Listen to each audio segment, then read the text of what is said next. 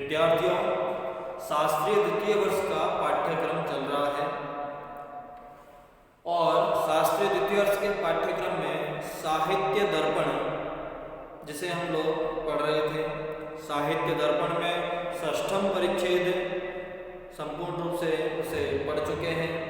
षष्ठम परिच्छेद में हमने काव्य के भेद के बारे में पढ़ा था, जो काव्य के दो भेद बताए, दृश्य काव्य और श्रव्य काव्य। दृश्य काव्य के बारे में हमने पढ़ा कि दृश्यम तत्राभिनयम, जहाँ पर अभिनय हो सके वो दृश्य काव्य है, और दृश्य को संज्ञा दी रूपक की। तो दृश्य तत्र रूपकम, रूपक कहने से अभिप्राय वहाँ हुआ कि रूपक अर्थात रूपक अलंकार से वहाँ पर उदाहरण लिया। जिस प्रकार से रूपक अलंकार में किसी पर आक्षेप किया जाता है, आरोप किया जाता है, उसी प्रकार से अभिनय में भी आरोपित किया जाता है। किसी पात्र पर, किसी अभिनेता पर किसी पात्र को आरोपित कर देना, तो वो अभिनय संबंधी, दृश्य काव्य संबंधी जो दृश्य और श्रव्य काव्य को लेकर चलने वाला षष्ठम परिच्छेद हम संपूर्ण पढ़ चुके हैं। अब सप्तम परिच्छेद जो है उसका आज हम प्रारंभ करने जा रहे हैं। देखिए, भाग 1 से लेकर के भाग 31 तक साहित्य दर्पण का षष्ठम परिच्छेद चल रहा था। आज पुनः हम भाग 32 पढ़ने जा रहे हैं, जिसमें दोषों को हम पढ़ने जा रहे हैं। देखिए, जिस प्रकार से काव्य में गुण आदि होते हैं, गुण रस के जो उत्कर्षक होते हैं, रस को बढ़ाने वाले होते हैं, उन्हें कहते हैं उत्कर्ष। रस को जो बढ़ाने का काम करे उसे कहते हैं हम गुण। और अपकर्ष, रस का जो अपकर्ष करे उसे कहते हैं दोष। तो हमें जिस प्रकार से गुण जानना जरूरी है, उसी प्रकार से रस के जो दोष हैं, काव्य के जो दोष तत्व हैं, उन्हें भी जानना आवश्यक है। तो आज रस के उन दोष तत्व जो है उनके बारे में ही हम जानेंगे। देखिए, दोष जो है उसका सबसे पहले स्वरूप हम करेंगे कि दोष का स्वरूप क्या है। स्वरूप से मतलब लक्षण क्या है दोष का, किसको कहेंगे हम दोष। तो उसके लिए कहा रसापकर्षकाः दोषाः, रसापकर्षकाः दोषाः, रस के अपकर्षक करने वाले जो हैं उन्हें कहते हैं दोष। जो रस का अपकर्षक करे उसे दोष कहते हैं। जिस प्रकार से रस का जो उत्कर्ष करे उसे गुण कहते हैं, रस के उत्कर्ष को बढ़ाना जो है वो गुण का काम है, और रस के अपकर्ष को बढ़ाना जो है वो दोष का काम है। अर्थात रस की जो गुणवत्ता है उसे कम करना जो है वो दोष का काम है। तो कहा रसापकर्षका दोषा। अब देखिए, अस्यार्थ प्रागेव स्फुटीकृत, इसके बारे में रस अपकर्षक होता है, इसके बारे में पहले से तीसरे परिच्छेद तक ही बता दिया है कि किस प्रकार से, वहां संक्षेप में बताया हुआ है कि किस प्रकार से रस के अपकर्षक होते हैं। दोष अर्थात काव्य का जो आत्म तत्व है, आत्म तत्व क्यों कहा, आप स्मरण कीजिए, इस आपने शास्त्री प्रथम वर्ष में पढ़ा होगा काव्य का लक्षण। साहित्य दर्पण किसके, विश्वनाथ के साहित्य दर्पण है। विश्वनाथ ने काव्य लक्षण किया, वाक्यम रसात्मकम काव्य, जो रस युक्त वाक्य जो है उसे ही काव्य कहा। काव्य का जो लक्षण किया, जो रस युक्त वाक्य है वही काव्य होगा, ऐसा वहां पर कहा। तो उससे इसीलिए क्या कहा वहां पर कि जो काव्य की आत्मा क्या है, वो रस युक्त वाक्य जो है वो काव्य की आत्म तत्व है। तो यहाँ पर क्या कहा कि काव्य के जो आत्म तत्व है उनका अपकर्षक जिसके द्वारा हुआ करता है उसे कहते हैं दोष। अब देखिए, दोष के बारे में पहले बता चुके हैं कि अपकर्षक किस प्रकार से। अब यहाँ उसे अच्छी प्रकार से विस्तृत रूप से समझाया जा रहा है। यहाँ कहा कि नीरस काव्य के अंदर तो कोई दोष नहीं होगा। जिस काव्य के अंदर कोई रस ही नहीं होगा उसमें दोष भी नहीं होगा। बात कहाँ की है? काव्य में जहां पर रस होगा उस रस युक्त जो वाक्य है वो काव्य है। अब जिसमें मान लीजिए रस ही नहीं है तो उसे हम काव्य की श्रेणी में ही नहीं मानते, क्योंकि रस के बिना काव्य का जो है आस्वादन नहीं हो सकता। मान लीजिए आप भोजन कर रहे हैं और भोजन में किसी प्रकार का रस नहीं है, न मीठा न कड़वा न खारा न नमकीन न तीखा, किसी प्रकार का स्वाद नहीं है, तो उस भोजन में किसी प्रकार का ना तो गुण है ना दोष है। वहां हम उसकी तुलना ही नहीं कर पाएंगे कि गुण है कि दोष है। भोजन में 6 प्रकार के रस बताए गए हैं, उसी प्रकार से काव्य में 9 प्रकार के रस बताए गए हैं। तो जिस काव्य में ये 9 के 9 रसों में से कोई रस ही ना हो तो वैसी जगह तो गुण और दोष की बात ही नहीं आती। इसीलिए पहले कहा कि रसा अपकर्षका, रस के अपकर्षक, इसका मतलब है रस तो वहां पर अवश्य रूप से रहेगा ही रहेगा। तो जहां पर रस नहीं है वहां पर इसकी बात ही नहीं होगी। तो काव्य अर्थात काव्य जो है वह रस युक्त ही काव्य बनेगा, नीरस काव्य होगा ही नहीं। अब कहा ते पुनः पंचधा मता। देखिए मैं साहित्य दर्पण पुस्तक के अनुसार आपको बता रहा हूं, इसलिए जब आप पढ़ें या इस वीडियो को देखें उस समय पर अपने साथ पुस्तक जरूर रखें, जिससे कि जो मैं बता रहा हूं उसे आप शब्द सह ध्यान से देख सकें और पढ़ सकें, समझ सकें। तो कहा ते पुनः पंचधा मता, ते अर्थात उनके लिए फिर से 5 प्रकार का बताया गया है। किसको बताया गया 5 प्रकार का? दोष को बताया गया 5 प्रकार का। दोषा पंचधा, पंचधा अर्थात 5 प्रकार का। कौन कौन सा? पद दोष, पद दोष, पदांश दोष, वाक्य दोष, अर्थ दोष और रस दोष। देखिए सबसे पहले अगर कोई चीज आएगी तो वो कोई पद आएगा। पद से मतलब समझते हैं किसी प्रकार का शब्द है,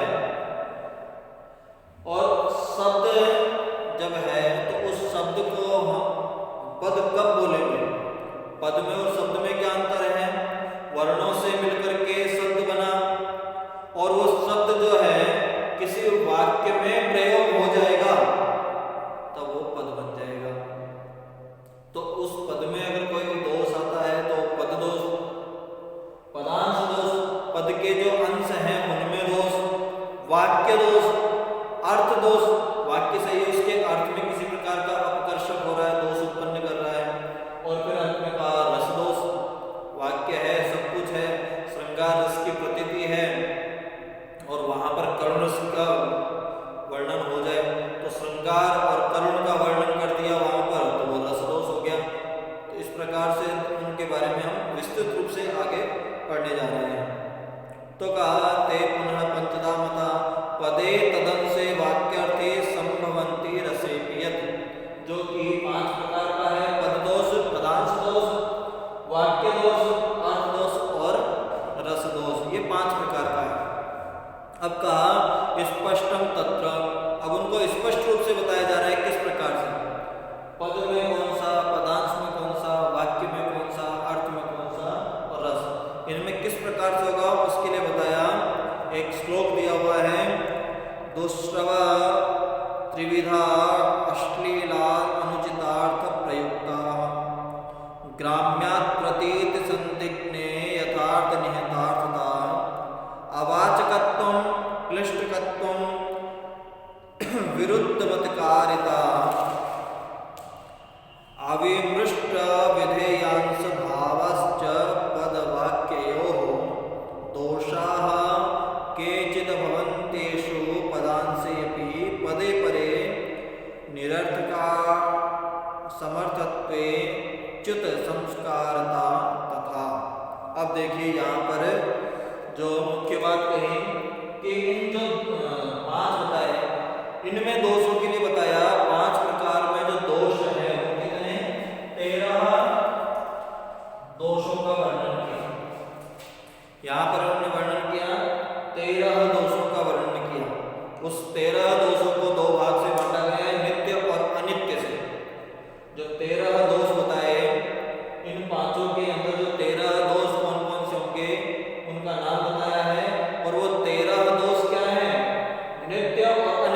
नित्य 7 और अनित्य 6।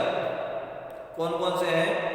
देखिए, दुष्श्रवता, 3 प्रकार की अश्लीलता, अनुचितार्थता, अप्रयुक्तता, ग्राम्यता, अप्रतीतता, संदिग्धता, नैयार्थता, निहितार्थता, अवाचकत्व, क्लिष्टत्व, विरुद्धमतिकारिता, जहाँ पर विरुद्धां मतिं कारयति इति विरुद्धमतिकारितस्य भावः, और अविमृष्ट विधेयांशता। ये इस प्रकार से 13 प्रकार इन्होंने गिना है यहाँ पर कि 13 प्रकार से जो है आपके दोष बताए गए हैं। सबसे पहला दुष्श्रवता, फिर उसके बाद में कहा अश्लीलता। काव्य में श्रृंगार रस की प्रतीति करवा सकते हैं, लेकिन अश्लीलता का वर्णन वर्जित है। अब कोई काव्य को सुंदर बनाने के लिए, श्रृंगार रस का ज्यादा वर्णन करने के लिए काव्य को अश्लील बना दे तो वो दोष रूप में चले जाता है। तो 3 प्रकार की अश्लीलताओं का वर्णन किया गया है कि उसमें वो दोष रूप में होती है। अनुचितार्थता, अनुचित अर्थ को प्रस्तुत कर देना। दुष्श्रवता मतलब जो कि सुनने युक्त ना हो, गलत बात, अर्थात अपशब्द आदि। ग्राम्यता, ग्राम्यता अर्थात जिसके अंदर किसी प्रकार की गुणवत्ता रूप ना हो। अप्रतीतता, जो प्रतीत ना हो सकते। स्निग्धता, नैयार्थता, निहितार्थता, अवाचकत्व, क्लिष्टत्व, किसी शब्द को, किसी उसके अर्थ को इस प्रकार से बना दिया कि वो अर्थ स्पष्ट ना हो पाए, तो क्लिष्ट अर्थ हो गया। और किसी प्रकार से वो अविमृष्ट गुणीभूत हो जाए। प्रधानोन्यक्तम गुणीभूत विधेयांशो मुख्य भागो यत्र तस्य भावः। तो अब यहाँ पर कहा कि जो 13 प्रकार के जो दोष बताए गए हैं, दुष्श्रवत से लेकर के अविमृष्ट विधेयांश तक 13 दोष जो हैं वो किसमें होंगे? पद और वाक्य दोनों में ही होंगे।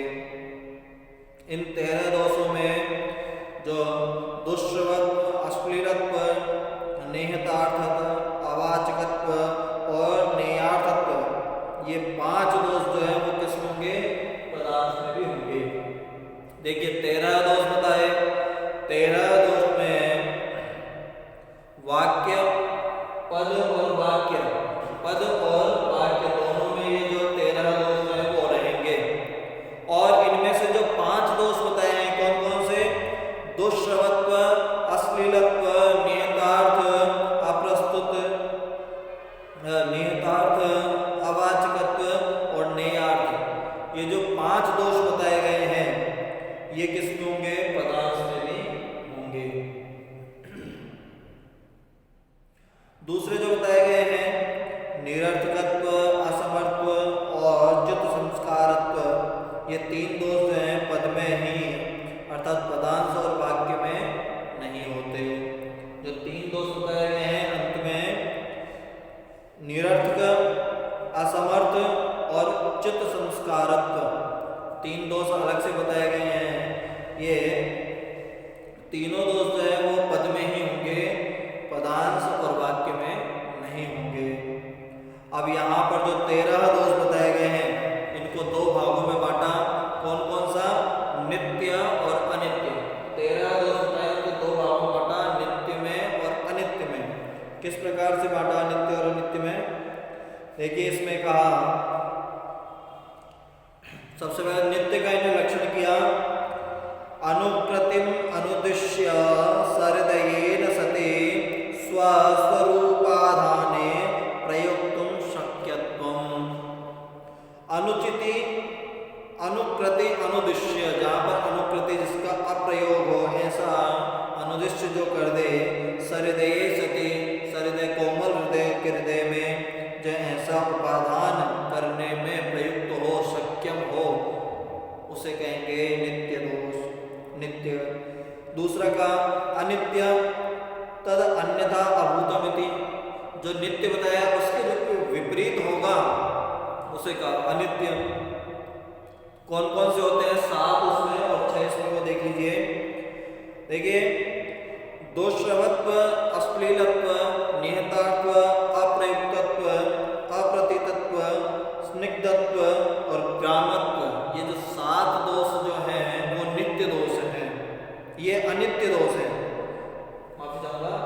ये जो 7 दोष जो है वो अनित्य दोष है।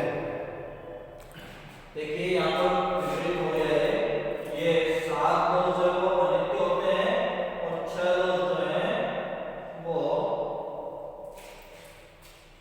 नित्य होते हैं। तो दुष्श्रवत्व, अश्लीलत्व, निहितार्थत्व, अप्रयुक्तत्व, अप्रतित्व, स्निग्धत्व और ब्राह्मत्व नामक जो 7 दोष हैं वो कौन से हैं? अनित्य दोष। इन 13 दोषों में जो 7 दोष बताए वो तो क्या है? अनित्य हैं। और जो 6 दोष बताए इन्होंने कौन कौन से? दूसरे जो नियतार्थ, चित्त संस्कार आदि जो 6 दोष बचे वो सब क्या होंगे? वो नित्य दोष के रूप में बताए गए हैं।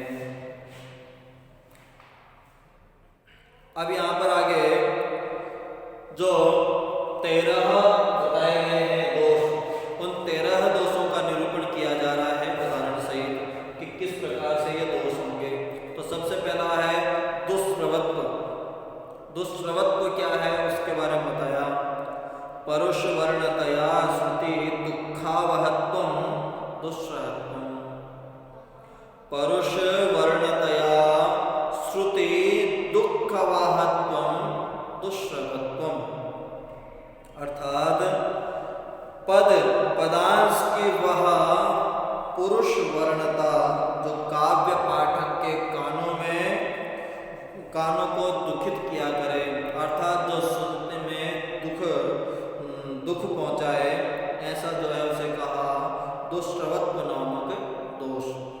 देखिए वापस बता दूं, पद अथवा पदांश की वह पुरुष वर्णता, अर्थात वह वाक्य या वह शब्द जो काव्य पाठक अर्थात पढ़ने वाले के कानों में दुख उत्पन्न करे। कई बार हम लोग कोई चीज सुनते हैं जो कर्कश ध्वनि अर्थात कानों को ध्वनि अच्छी नहीं लगती, काव्य का रूप तो है लिख दिया लेकिन वो हमें सुनने में सुंदर नहीं है, तो वो क्या होगा? काव्य के दोष स्वरूप में वो वहां पर होगा। तो इसलिए कहा इसको दुष्श्रवत्व नाम। दुष्श्रवत्व सुनने में जो अच्छा ना हो उसे कहा दुष्श्रवत्व, जो कानों को सुनने में अप्रिय हो। जैसे कि कार्तार्थ्यम व्यातु तनवंगी कदाचनंग वंशवदा अश्लीलत्व व्रीडा जुगुप्सा अमंगल वंचकत्व त्रिविधम। अब यहाँ पर कहा परुष वर्णता का लक्षण किया।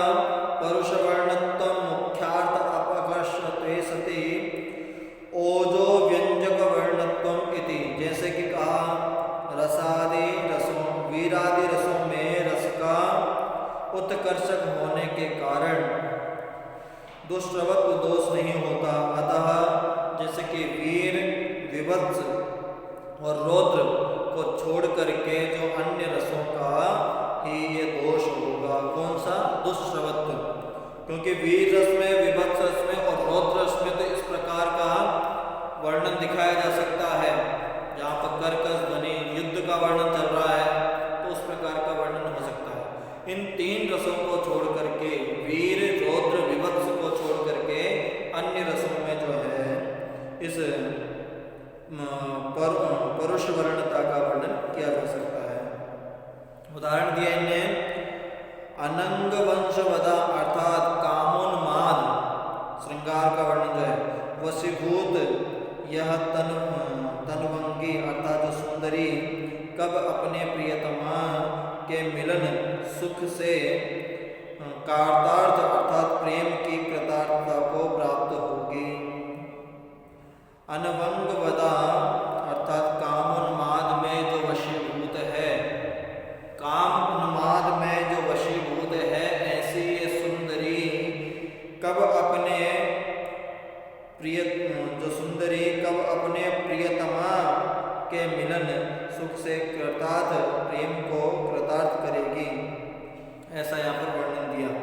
अब यहाँ पर कार्तार्थ में त और थ और रेफ के संयोग से कानों शब्द जो है सुंदर नहीं है, दुखदाई होने से परुषता है। तो यहाँ पर इसीलिए तो पद और पदांश दोष से कहा, क्योंकि इसमें प्रयोग से प्रकृत रस का व्यक्त करने वाले वर्णों को न होने से रस आस्वादन में सुखानुभव को चाहने वाले श्रोता के सुनने मात्र से दुख उत्पन्न करने में विमुखता पैदा करने से श्रृंगार रस की प्रकर्ष रूप से अपकर्षता दिखाई देगी, जो कि श्रुति कटु भी हो सकती है। श्रुति कटु अर्थात सुनने में अच्छा ना लगे। तो जो कहा ना कार्तार्थ्यम, कार्तार्थ्यम, देखिए एक ही उच्चारण वाले दो वर्ण एक तो साथ प्रस्तुत कर दिए, ता और था, जिन दोनों का उच्चारण स्थान एक ही है, उन दोनों को एक साथ वर्णन कर दिया। कार्तार्थ्यम, ऐसा वर्णन करने से जो उस श्लोक जो पद्य है उसकी जो सुंदरता थी, उस एक पद ने उसकी सुंदरता में दोष उत्पन्न कर दिया। अब इस प्रकार का शब्द सुनते ही जो श्रोता जो सुन रहा है उसे क्या है कि उसको सुनने में जो कटु अर्थ है उसके अर्थ को स्पष्ट नहीं कर पा रहा, उस शब्द को सुनते ही क्या हुआ, मन में या उसके ध्यान में वहां पर व्यवधान उत्पन्न हुआ। जिस प्रकार से भोजन कर रहे हैं, बहुत बढ़िया चीज खा रहे हैं और उसमें किसी प्रकार का कंकर आ जाए तो आपका जो स्वाद है वो आस्वादन खराब कर देगा, आपका स्वाद जो है उसको बिगाड़ देगा स्वाद को। उसी प्रकार से इस प्रकार का जो वर्ण है, इस प्रकार का जो पद है, वो उस सुंदरता जो श्रृंगार रस है, उस श्रृंगार रस में इस प्रकार के शब्द जो है ना हो, ऐसा यहाँ पर दोष उत्पन्न दिखाया गया कि अगर इसे गुण करना चाहते हैं तो इसमें कोई सुंदर शब्द का ही प्रयोग किया जाना चाहिए। जिस प्रकार से आप संगीत सुनते हैं तो संगीत में जो शब्द रचना जो है, पद रचना जो है वो सुंदर अनुपम की जाती है, जिससे कि वो सुनने में सरस लगे और आनंद की प्राप्ति कराए।